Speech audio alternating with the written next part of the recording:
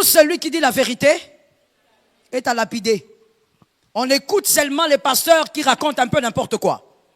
Parce que ça fait plaisir aux oreilles. Parce qu'on justifie son péché. Oui, vous n'avez pas écouté. Tel pasteur a dit, la grâce, elle est là. On ne doit pas fournir d'efforts. Parce que ça justifie ton impudicité. Tu aimes ça. Ça justifie ta masturbation. Tu aimes ça. Mais là où on te dit tu iras en enfer, tu dis c'est la condamnation. Qui vous a appris que celui qui prêche sur un pupitre condamne? Celui qui est sur le pupitre et qui prêche, ou celui qui prêche même dans la rue, qui dit laisse le péché, il parle de la vérité, il ne condamne pas. Donne-moi un autre amen. Aujourd'hui, la vérité est appelée condamnation. Et même quand on dit la vérité, vous entendrez quelqu'un dire, il est écrit, ne jugez point. Donne-moi les versets.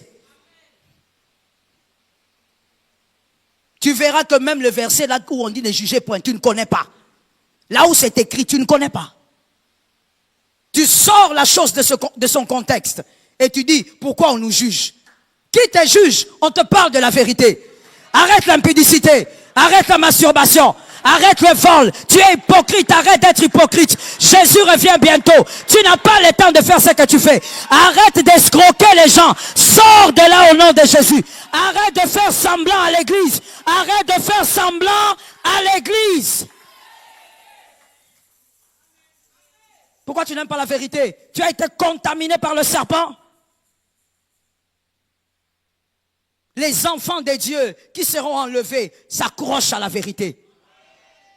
Même quand le mensonge vient pour les secouer, ils se rappellent qu'il y a la vérité là-bas. Ils vont s'accrocher à la vérité.